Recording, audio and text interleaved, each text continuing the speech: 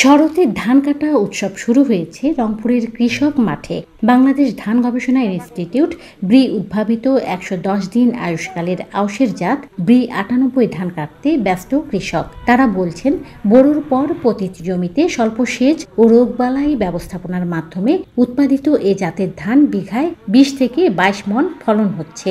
ধান কর্তনের মৌসুম না হওয়ায় খড় বিক্রি করেও ভালো আয় করছেন কৃষক। শুধু পড়ে থাকে কেন, আমরা যদি ধানটা লাগাই অল্প সময়ের মধ্যে ধানটা আমার হইতেছে। ৯৮ গাড়ার পর থেকেই মনে করেন আমরা অনেক লাভবান আছি। বিঘায় ২২-২৩ মণ করে ধান পাই, আবার ১১০০ টাকা বিক্রি করি। কিন্তু ইয়ার পরেও যদি আমরা আমন গাড়ি, তাতে ওই যে যাদের জমি পদিত থাকে তারা যেটুকু যেমন পরিমাণ ধানের মানে করবে, উৎপাদন করবে, আমরাও এইভাবে উৎপাদন করতে পারবো। চলতি বছর রংপুর কৃষি অঞ্চলে আউশের জাত ব্রি ৯৮-এর ৫০টি প্রদর্শনী করেছে ব্রি ৯৮ জাতের ধান চাল সরু, সুস্বাদু ও ঝরঝরে ভাত ও বেশি পুষ্টিগুণ সমৃদ্ধ বলে জানান ব্রি গাজীপুরের principal scientific officer doctor Mahmuda Khatun. এই জাতে প্রোটিনের পরিমাণ ৯.৫%। সেক্ষেত্রে এই জাতের ধান থেকে মানে প্রোটিনের চাহিদাও কৃষকরা মেটাতে পারে।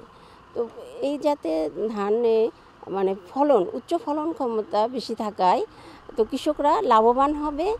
ব্রি ৯৮ জাতটি উচ্চ ফলনশীল হওয়ায় এই ধান আবাদে আগ্রহ বেড়েছে কৃষকের বলে জানিয়েছেন রংপুর কৃষি সম্প্রসারণ অধিদপ্তরের উপপরিচালক সিরাজুল ইসলাম। ধান গবেষণা এবং কৃষি সম্প্রসারণ অধিদপ্তর আমরা কোলাবোরেশনের মাধ্যমে কিন্তু এই জাতটি সম্প্রসারণের জন্য কাজ করে যাচ্ছি। তো আমরা প্রণোদনার মাধ্যমেও সরকারের যে প্রণোদনা কর্মসূচি আছে সেই প্রণোদনা কর্মসূচির মাধ্যমে কিন্তু বিশেষ করে ব্রি ধান ৯৮-এর বীজ বিতরণ করে যাচ্ছি। ব্রি ৯৮ জাতের ধান উৎপাদনের কলা কৌশল নিয়ে রংপুরের মিঠাপুকুর বালারহাট ইউনিয়নে মাঠ দিবস অনুষ্ঠিত হয়েছে।